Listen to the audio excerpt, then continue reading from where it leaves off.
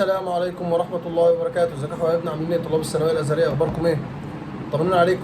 عملتوا في امتحان الكيمياء؟ صعب سهل؟ غلطنا؟ اتسوحنا؟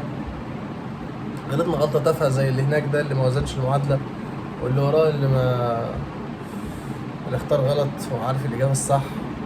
منك لله يا ابني والله العظيم. يلا خير خير، حصل اللي عدى عدى. طبعا ما تنساش تعمل سبسكرايب في القناة، وياسر لك لينك في جروب التليجرام تحت في وصف الفيديو، ما تنساش تخش فيه. نخش بينا يلا على المادة اللي بعدها، وهي مادة الأحياء، وهي من أصعب وأرخم وأرزل وأزبل المواد اللي ممكن تذاكرها في حياتك حرفيا والله العظيم. مادة معلومات كتير، ألفاظ كتير، لعب كتير، كل حاجة فيها مواد أكتر من الفيزياء والكيمياء، أصلا فيها معلومات أكتر من الكيمياء والفيزياء. فهي مادة كده يعني ربنا يبعدنا يا رب إن شاء الله تخلصوها على خير والله العظيم. وامتحانها على فكرة بيبقى يعني ساعات بيبقى حلو، ساعات بيبقى نفخ. يعني امتحاننا كان ايه؟ نفخ. امتحان السنه اللي فاتت كان جميل قوي، فيعني انت وحظك عامل زي البطيخه كده، تطلع قرعه تطلع حمرا. تمام؟ بتكلم على البطيخه. بس هنعمل ايه بقى في الثلاث ايام بتوعنا؟ احنا امتحاننا يوم 24، عندنا يوم 20، 21، ويوم 22.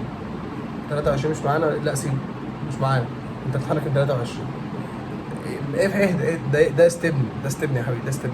يعني سايبينه كده مش معانا في الحسبان.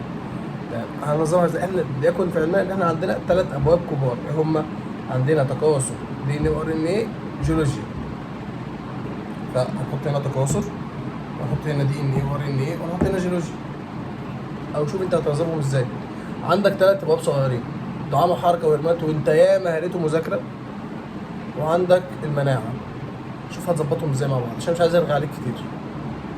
ها تاني. انت عندك 3 ابواب كبار، تكاثر، دي ان ايه وار ان ايه، وعندك جيولوجيا.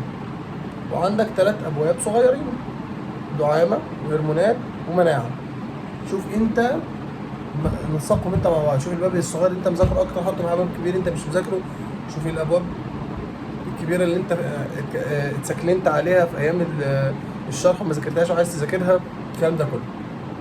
بس المهم عندي ان انت تكون مخلص موادك كلها قبل يوم الاحياء، قبل يوم ال 23. ليه؟ يوم 23 حضرتك عندك مسائل بتقع منك في الار ان ايه والمناعه، وعندك مسائل الدعامه حركه، احنا هنسيبها اليوم ده. عندك في تعريفات انت لسه عايز تحفظها، عندك في تعليلات انت لسه عايز تاكد عليها، عندك في النتائج، عندك في استخدامات. كل ده انت ذاكرته وحليت كل حاجه، بس انت عايز تجمع بقى. فاليوم ده يوم التجميعات، فاهم؟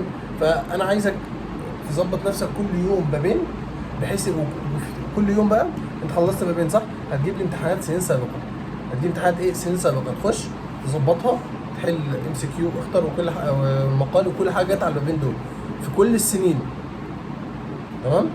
يبقى كده انت خلصت بابين وحليت عليهم، بابين وحليت عليهم، بابين وحليت عليهم.